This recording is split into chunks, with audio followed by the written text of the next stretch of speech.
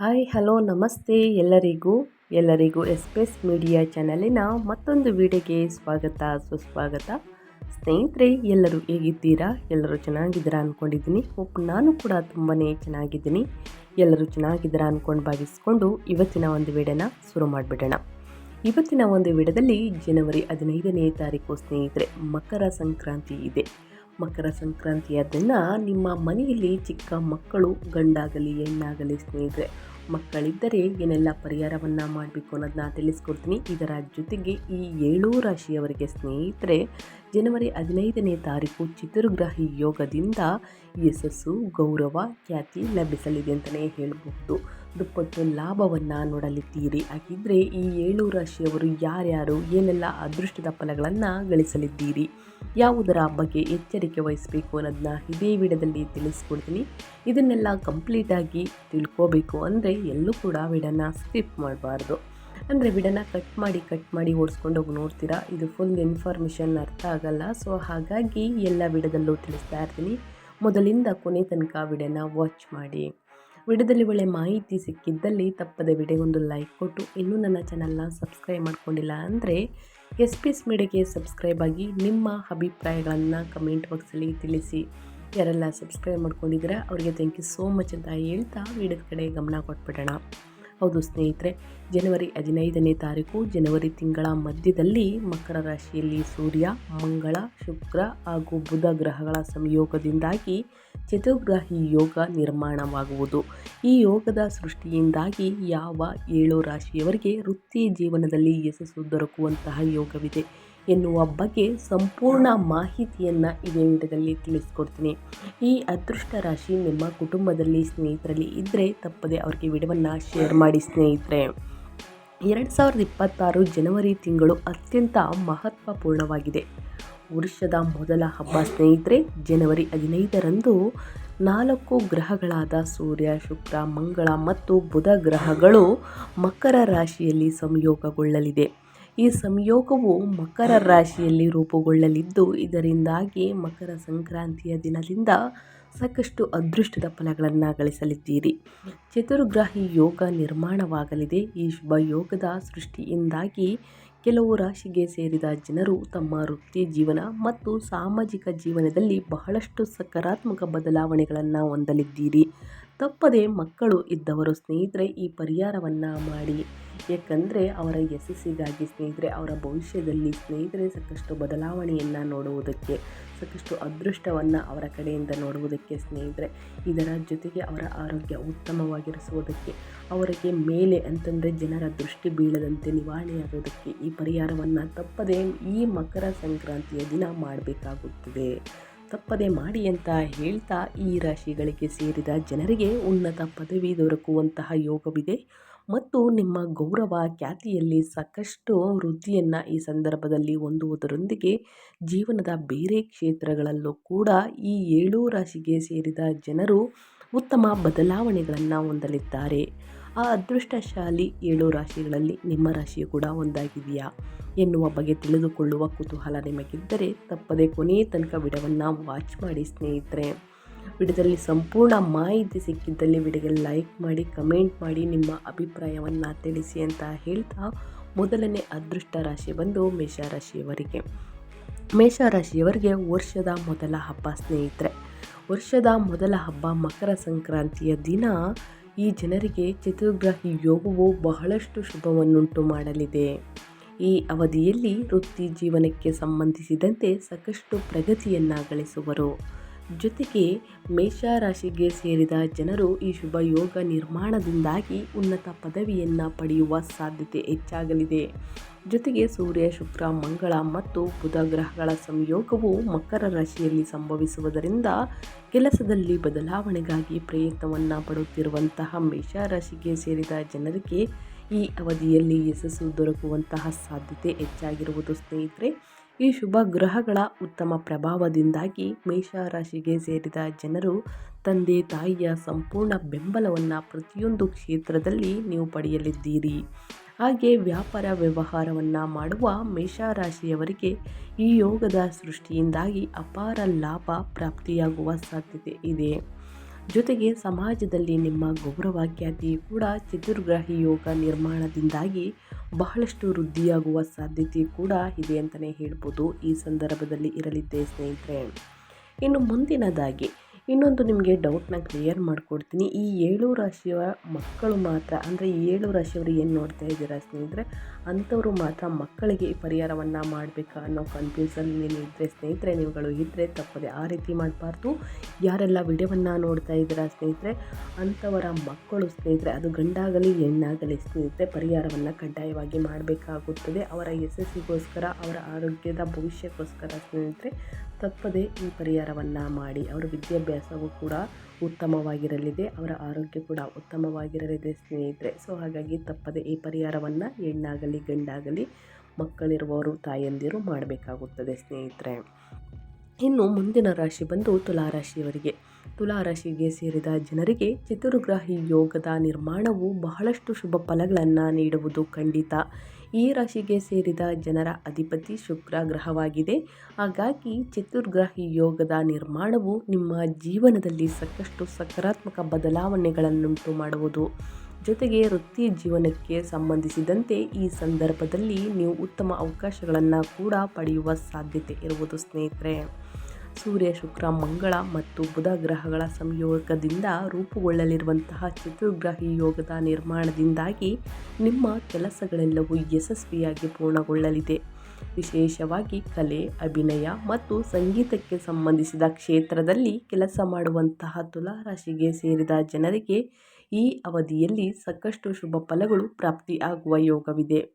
ತುಲಾರಾಶಿಗೆ ಸೇರಿದ ಜನರು ಮನೆಯನ್ನು ಖರೀದಿಸುವಂಥ ಕನಸನ್ನು ಕಂಡಿದ್ದರೆ ಈ ಅವಧಿಯಲ್ಲಿ ನಿಮ್ಮ ಕನಸು ನನಸಾಗುವುದು ಮತ್ತು ಭೂಮಿಯನ್ನು ಖರೀದಿಸುವಂಥ ಯೋಗವೂ ಕೂಡ ಲಭಿಸುವುದು.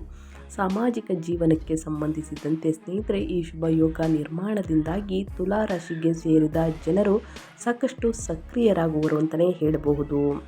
ಇನ್ನು ಮುಂದಿನ ರಾಶಿಯವರ ಬಗ್ಗೆ ಹೇಳೋದಾದರೆ ಮೀನರಾಶಿಯವರಿಗೆ. ಮೀನರಾಶಿಯವರಿಗೆ ವರ್ಷದ ಮೊದಲ ಹಬ್ಬ ಸ್ನೇಹಿತರೆ ಮಕರ ಸಂಕ್ರಾಂತಿ. ಮಕರ ಸಂಕ್ರಾಂತಿಯ ದಿನ ಸಾಕಷ್ಟು ಯೋಗ ಶುರುವಾಗಲಿದೆ.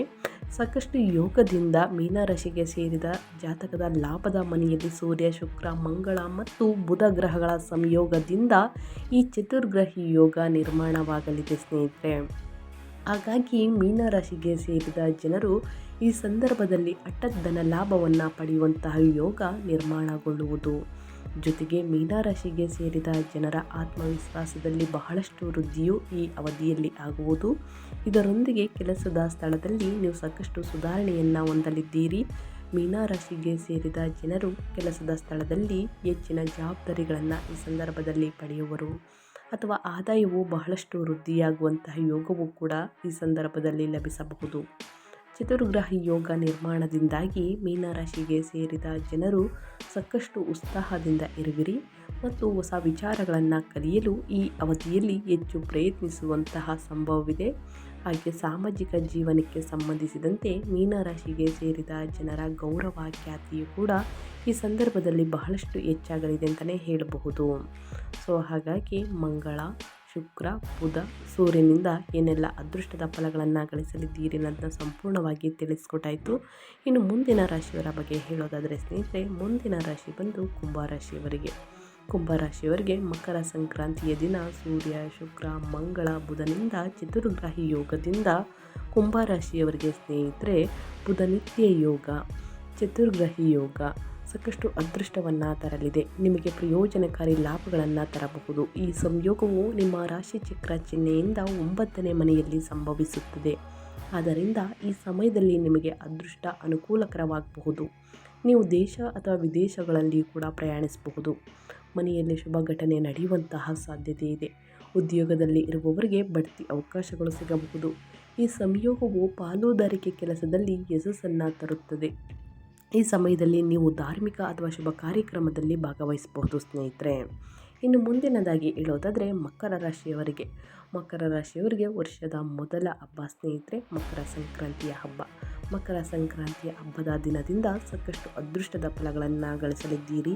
ಸೂರ್ಯ, ಶುಕ್ರ, ಬುಧ, ಮಂಗಳ ಸ್ನೇಹಿತರೆ ಸಂಚಾರವನ್ನು ಮಾಡುವುದರಿಂದ, ಸಂಯೋಗವನ್ನು ಮಾಡುವುದರಿಂದ ಚತುರ್ಗ್ರಹಿ ಯೋಗ ರೂಪುಗೊಳ್ಳಲಿದೆ. ಈ ಯೋಗದಿಂದ ಈ ರಾಶಿಯವರಿಗೆ ಬುಧ ಮತ್ತು ರಾಹುವಿನ ಸಂಯೋಗವು ಕೂಡ ಸಕಾರಾತ್ಮಕ ಫಲಗಳನ್ನು ತರಲಿದೆ ಸ್ನೇಹಿತರೆ. ಮಕರ ರಾಶಿಯವರಿಗೆ ಈ ಸಂಯೋಗವು ನಿಮ್ಮ ಸಂಚಾರ ಜಾತಕದ ಲಗ್ನದ ಮನೆಯಲ್ಲಿ ರೂಪುಗೊಳ್ಳಲಿದೆ.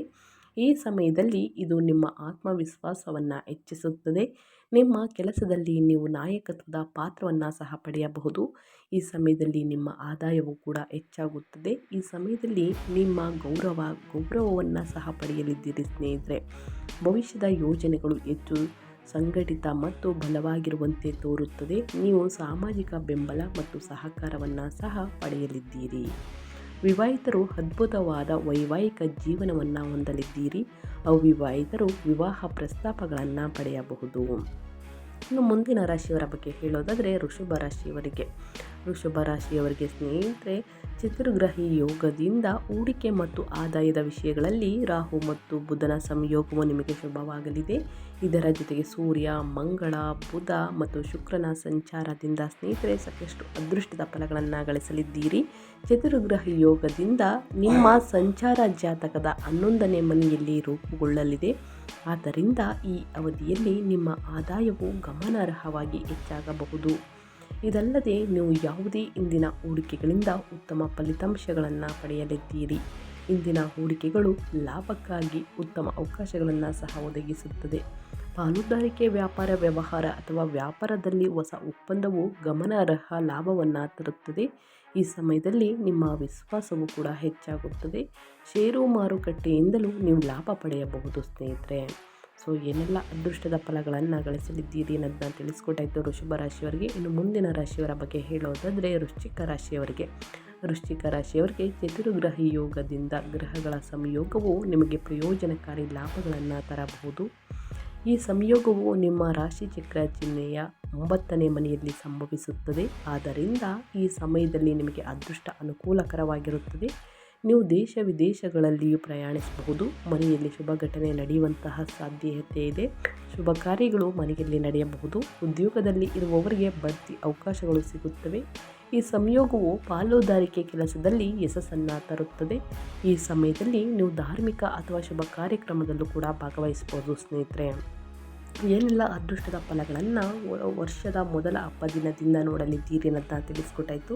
ಹಬ್ಬದ ದಿನ ಸ್ನೇಹಿತರೆ, ಮಕ್ಕಳಿಗೆ ಏನೆಲ್ಲ ಪೂಜೆಯನ್ನು ಮಾಡಬೇಕು, ಪೂಜೆಯನ್ನು ಮಾಡಿದರೆ ಏನೆಲ್ಲ ಒಳಿತಾಗಲಿದೆ ಅನ್ನೋದನ್ನ ಇವಾಗ ತಿಳಿಸ್ಕೊಡ್ತಾ ಹೋಗ್ತೀನಿ. ಇವಾಗೆಲ್ಲೂ ಕೂಡ ವಿಡಿಯೋನ ಸ್ಕಿಪ್ ಮಾಡಬೇಡಿ.